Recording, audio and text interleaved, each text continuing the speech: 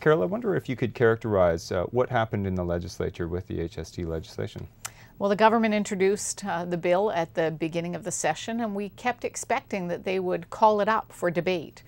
When a government tables a bill, it's up to them when they decide how much time they're going to give us.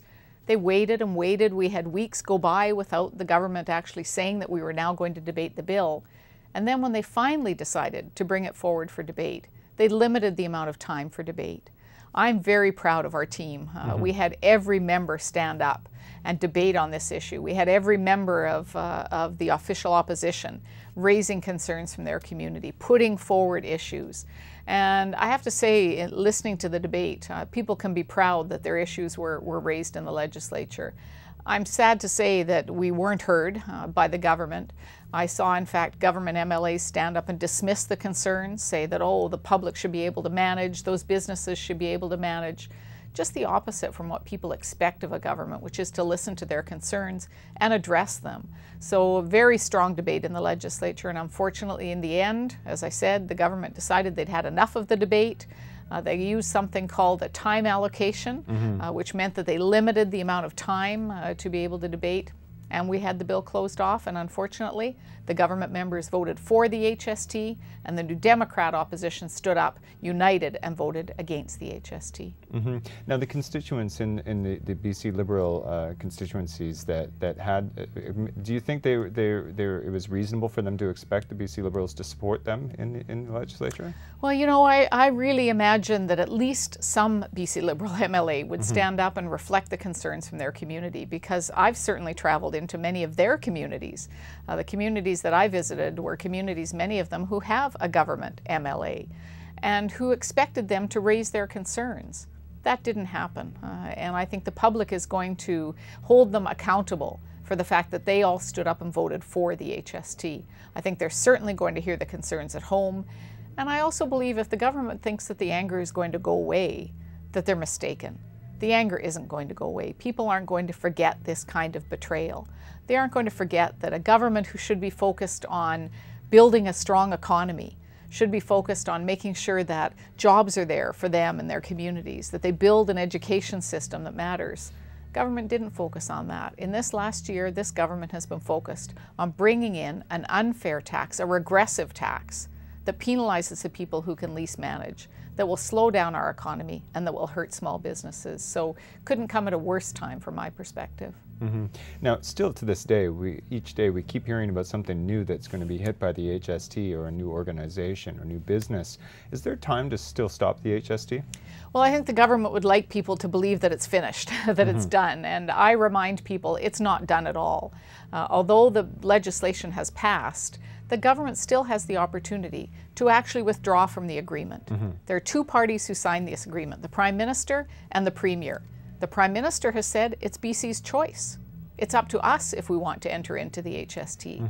So I think the public has spoken. I think the public's spoken loud and clear. They've said our choice is no to the HST. There's no reason why the Premier couldn't go to the Prime Minister and say, the public has spoken loud and clear, we want out of this agreement. The two parties could decide to undo this agreement. So I'm encouraging people to keep the pressure on, keep reminding the government Liberal MLAs that the HST is not something that they were told about during the election. It's not something the public wants. It's not good for our economy or for families. They need to say no to the HST. And the HST issue is alive and kicking still. What can we expect over the coming weeks and months? Well, I think it'll be interesting to watch. You know, I think certainly the community process and the public voice, I don't think anyone could have imagined the kind of support that you've seen out there for the public speaking up. It's been extraordinary. It really is historic to see in British Columbia. So I think the next step is the ball is in the government's court. They'll receive a petition, I expect, an initiative petition that will be very successful.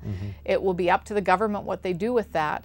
And what I've said is, why go through all the trouble of undoing a bad tax? Wouldn't it be smarter to actually stop a bad tax before you implement it?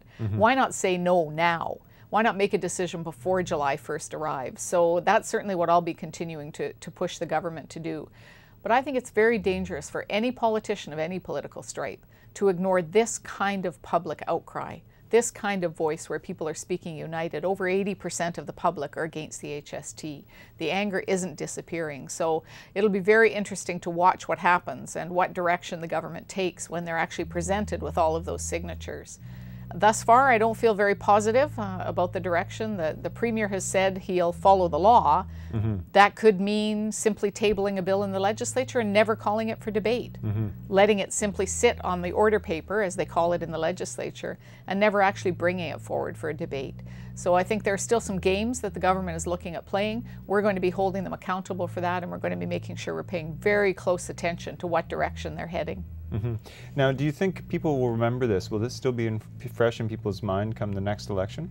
I think there's no question about this. I think this really is a reminder for all politicians about the fact that the public wants to be included. And this isn't about always having the public agree with you. You know, there'll be times when you have to make decisions as politicians that the public isn't always going to agree with. But you need to consult them and include them in that decision before you make it.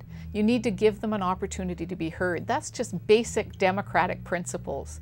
And what you're hearing from the public right now is they want to be included. They recognize they may not all be happy with the decision that's made. I'm sure there are decisions that all politicians will make that some of the public will not be happy with. But if you include them in the decisions, tell them about it, give them a chance to have their feedback, and take a look at the impact. That's the other issue with the HST, is that the government didn't think this through. They did no analysis on the impact of the HST on the restaurant industry, the home builders, tourism, all of those things that are keeping our economy going. There was no analysis done. There was no analysis on what impact this will have on our growth of our economy, or what impact it will have on families themselves. So without that kind of planning, it's foolhardy from my perspective for a government to move ahead on a tax like this without any public discussion, without any consultation. And the public's not going to forget that anytime soon. Now we just have one quick minute before the end of the show. Where will Carole James and the New Democrats be going now that the legislature is shut down? Well, we'll be hitting the road. The legislature will shut down, and I in fact hit the road a day later. I'll be traveling back into communities. I'm going to be doing a tour through the northwest of our province, Prince Rupert, Smithers, Burns Lake, Vanderhoof, Prince George. I'll be heading to Kamloops and Cranbrook. So I'll be doing what I believe is the critical role of a politician, which is listening to the public, meeting with them in their communities, talking to them about the challenges they face, but also what are their hopes for the future? What kind of things can we do to build a better British Columbia, a stronger British Columbia? What can we do to make sure that their services and supports are strong in their communities? So I'm really looking forward to getting back out on the road. You'll see your local MLAs back in their community as well, working with you, and we'll keep up the fight on the HST, because this is a tax that is not good for British Columbia, not good for British Columbians, and we need to convince this government to say no. Thank you very much for joining us today. Thank you. And thank you for watching the New Democrat special on the HST with leader of the New Democrats, Carole James.